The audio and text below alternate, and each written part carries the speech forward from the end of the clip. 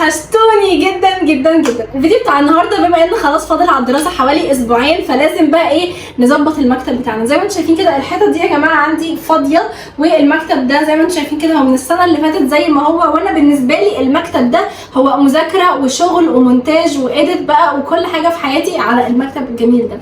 فالنهارده اول بارت من تجهيزات كده الرجوع للدراسه، عايزين نظبط المكتب بتاعنا. وعايزه اقول لكم ان الفيديو ده تاني مره يتصور فيها، بس عادي ولا يهزنا. يلا بينا بقى نشوف هنعمل ايه وما نلغيش كتير. مسابقه النهارده بقى ان انا سايبه لكم الجمله دي، واول 10 هيعلقوا على الفيديو ده ويوصلوا الفيديو ل 1000 كومنت ويترجموا كمان الجمله دي ويحطوا لايك للفيديو، هيكسبوا معانا 500 جنيه. فيلا بينا، مستنيين ايه؟ احنا عايزين نكسب كل البنات بما اننا داخلين على الدراسه. تعالوا دلوقتي بقى معايا، تعالي جنبي كده عشان خاطر نوري الناس الفكره بتاعت النهارده. الفكره بتاعت النهارده وهي ان انا طبعت الصور كلها من على بنترست، ولو عايزين بقى الصور دي تقدروا تكلموني على الانستجرام هبعتها لكم، تقدروا تشوفوا اللينك اللي هسيبه لكم برده في الديسكربشن بوكس، هحط لكم كل الصور دي. تعالوا اوريكم بقى الصور، كل واحد يحط الصور اللي على حسب يا جماعه يعني هو بيحب ايه. انا مثلا عن نفسي بحب الحاجات اللي ليها علاقه كده بالبوزيتيف انرجي، وبحب الحاجات اللي ليها علاقه بالفلوس، الحاجات اللي ليها علاقه بالعربيات زي ما انتم شايفين كده الدولار طبعا، العربيات زي ما انتم شايفين. انا طبعت الحاجات اللي قريبه لقلبي، تقدروا انتوا كمان تطبعوا الحاجات القريبه لقلبكم. وتعالوا اوريكم برده الحيطه انا عملت عليها ايه. عملت صوره الدولار دي، وعملت الصوره دي انا هشرح لكم النهارده كل الكلام ده بيتعمل ازاي. الموضوع بسيط خالص. وطبعا دي الصوره من اكتر الصور المحببه لقلبي اللي جعلت الشخص اللي كان بيصور يعني يستغرب احنا بنعمل كده ليه، بس بجد الحاجات دي بتعبر عن شخصيتي يعني، فكل واحد يختار الحاجه اللي تريحه. تعالوا اقول لكم دلوقتي الطريقه. الموضوع بسيط خالص. عايزه اقول لكم ان الصوره الواحده من دي كانت مكلفاني حوالي 6 جنيه. بتطبعي الصوره الوان. يلا بينا نشوف بقى هنعمل ايه. بالنسبه بقى للحاجات اللي احنا محتاجينها، زي ما قلت لكم الصور بنطبعها من على بنترست عادي جدا، وكل صوره زي ما قلت لكم بتكلف 6 جنيه. هحتاج مسطره. انا امبارح استخدمت يا جماعه المسطره، بس كنت جايبه كمان معايا مقص، بس المقص ما احتاجناهوش في حاجه. واللزق ده، الناس كتير هتسالني ازاي هتلزقي باللزق ده، ما نلزق بدبل فيس او نلزق باللزق بتاع الكرتون. لا يا جماعه، اللزق ده اكتر لزق جامد جدا ان انتوا تستخدموه على الحيطه، وتعالوا اوريكم ليه. بصوا يا جماعه دلوقتي اللزق ده لو جينا نحطه على الحيطه كده تمام وشيلنا كده ما بيحصلش اي حاجه، ما بيحصلوش يعني اي حاجه، البويه ما بتطلعش، اللزق ما بيخفش، فهو لزق خفيف. وغير كده التقطيع بتاعه بيبقى بسيط قوي. فيلا بينا بقى اوريكم هنستخدم اللزق ده ازاي.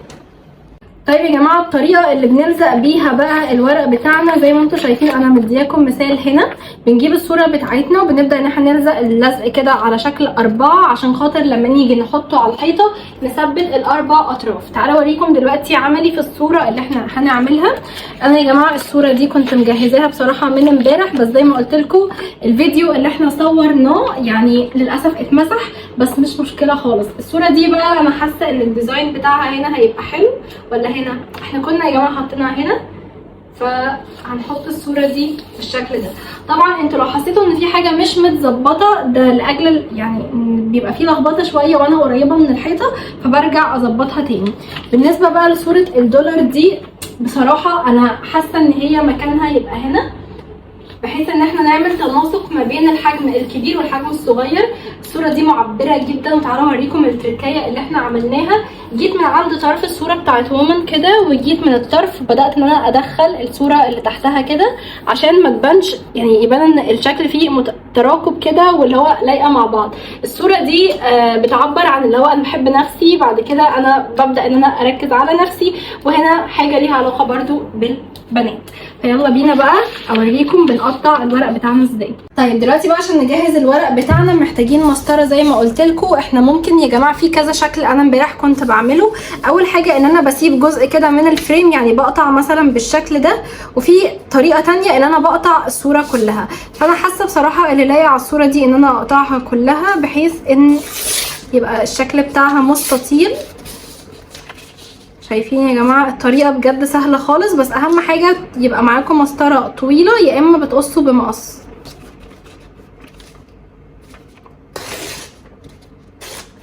شايفين يا جماعه الصوره جامده جدا. طبعا انا بفكر احط الصوره دي هنا. شايفه ايه؟ لذيذه. صاحبتنا قالت ان الصوره لذيذه. احنا ممكن يا جماعه مثلا نجرب بروفه دلوقتي ان احنا نحطها كده. حاسه ان هي حلوه قوي، يعني تحسوا ان في تناسق كده ما بين العربيات والدولار والحاجات دي. فدلوقتي بقى هنشيل اللزق واوريكم بنلزقها ازاي. دلوقتي هنجيب اللزق بتاعنا، بناخد كميه بسيطه منه خالص، يعني حاجه صغيره، وبنبدا ان احنا نطبقهم الاتنين على بعض، بنلزقها في الطرف بالشكل المستطيل ده. طبعا انا بلزق بطريقه عشوائيه جدا، يعني صاحبتنا هي اللي اصرت عليا ان انا الزقها بالطريقه دي، فما نقدرش نقول لها لا. اهو تحسوني يا جماعه مهندسه يعني معماريه كده وانا بلزق اللزق ده. بصوا حاسه ان انا خدت كميه كبيره اهو. بجد الموضوع ممكن ما ياخدش في ايدينا ربع ساعة، بس هو بيفرق في النفسية وبيفرق في المكان اللي انتوا قاعدين فيه، بيخليكوا اصلا متحمسين. طبعا الحاجات دي ما تخصش الدراسة خالص، الحاجات دي تخص شغلي وتخص شخصيتي، فانتوا طبعا حطوا الحاجات اللي تخص دراستكم، حطوا الحاجات اللي تخص شخصيتكم. تعالوا دلوقتي نلزقها مع بعض. هنشيل اللزقة دي كده،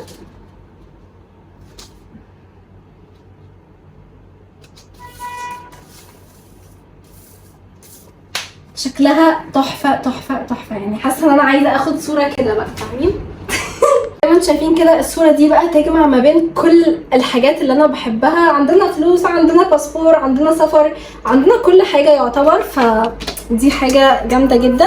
انا هزود يا جماعه لزق عشان حسيت بس ان هي اللزق بتاعها خف من امبارح، احط لزقيه في النص كده. تعالوا بينا نشوف، يلا هنحطها فين. حاسه ان هي ممكن تتحط هنا بحيث ان يبقى فيه كده يعني حاجتين واخدين من بعض، لذيذه قوي. لان احنا بصوا يا جماعه احنا حاطين هنا عربيات بس الحجم بتاعها كبير، فعشان كده حسيت ان دي هتبقى متناسبه مع دول الاتنين، وهنا في واحده كبيره. يلا بينا نحط الصوره دي، انا عجباني قوي وكنت مظبطاها امبارح، كان فيها فريم كبير، بس بصوا الصوره دي مثلا فيها فريم ودي فيها فريم، فقلت ان انا ممكن احط دي هنا. انت شايفه انها حلوه؟ صاحبتنا قالت انها حلوه، فيلا بينا نحطها. طبعا الناس اللي هتقعد تكتب لي في الكومنتات انت بتمشي ورا كلام صاحبتك، يا جماعه عادي احنا ناخد رايها. وممكن نبقى نحط دي برده هنا، هنشوف في الاخر، ولا نحط دي. يا جماعه انا عندي تحسوني كده جوزائيه شويه، بس دي كبيره قوي فما علينا مش وقتها.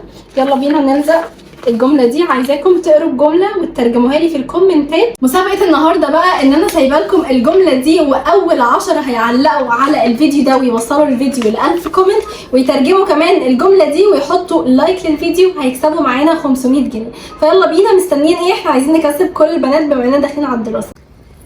دلوقتي هنحط اللزق بالطريقه اللي انا قلت لكم عليها. طبعا صاحبتنا كانت بتساعدنا امبارح، بس النهارده يعني كويس قوي كويس قوي ان هي موجوده اصلا معانا، لان بعد اللي حصل يا جماعه، تعالوا احكي لكم اللي حصل. انا كنت امبارح بصور لكم فيديو وسهرت عليه وخلصت مونتاجه ونزل وكل حاجه، ومسحت الفيديو من على الموبايل، واذ فجاه افاجئ النهارده، واكيد في ناس منكم ممكن يكونوا شافوا اللي حصل ده، نزلت الفيديو ولقيت ان الناس كلها كاتبه لي عبير مفيش صوت.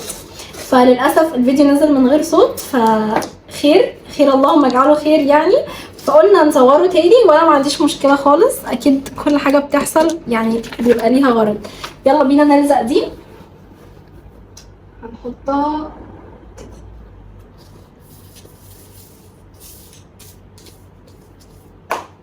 حلوه قوي جامده قوي. معانا دلوقتي يا جماعه الورقه اللي قبل الاخيره تقريبا ومكتوب عليها يو كان دو ات، فبرضه عايزاكم تترجموها لي في الكومنتات. انا عارفه ان الكلام سهل، بس انا عايزه اكسبكم. عارفين يا جماعه لما يدخلوكم بقى في مسابقات ويقولوا لكم مثلا مين اول عالم مش عارفه عمل ايه، فبحسها حاجات صعبه ورخمه عليكم، فانا بحط لكم حاجات سهله. دلوقتي طبعا ايدي بتترعش، ولازم تعرفوا حاجه زي دي، مش عارفه ده من كتر شرب القهوه ولا ايه، بس انا تقريبا مع صاحبتي احنا بايتين في ستاربكس وبايتين يعني لو ما شربناش بره بنشرب في البيت، يعني نسكافيه جولد يا قهوه يا يعني كلها حاجات بايظه. طيب يا جماعه دلوقتي عملنا دي، هندخلها بقى هنا، يعني يا رب يا رب الشكل اللي انا عايزاه يحصل.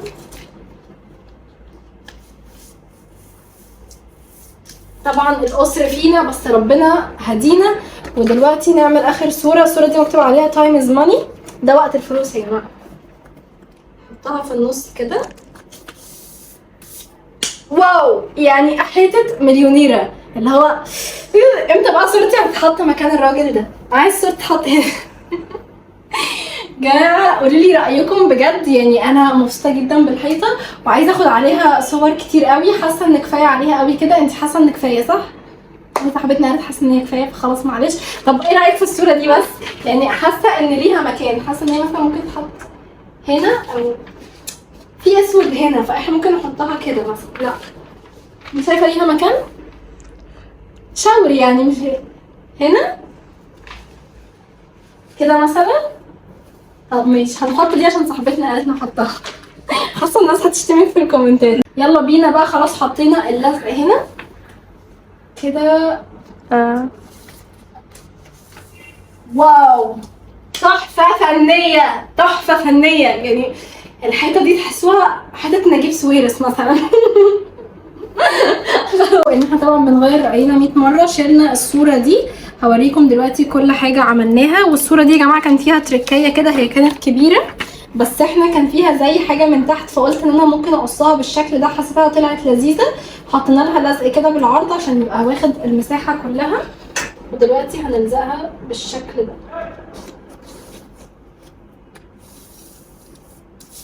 شكلها احلى بكتير من صوره الدولار، لان احنا اوريدي حاطين هنا دولار وحاطين هنا دولار، فحاسه ان اكتر من كده دولار يعني كفايه، مش للدرجه دي. فشكلها كده حلو قوي. تا تا تا تا. وبكده يا حلوين يكون فيديو النهارده خلص. اتمنى الفيديو يكون عجبكم، واستنوا فيديوهات كتير قوي الفتره الجايه عن العوده للدراسه. اكتبوا لي برده في التعليقات حابين تشوفوا مني الفتره اللي جايه. والسلام عليكم ورحمه الله وبركاته.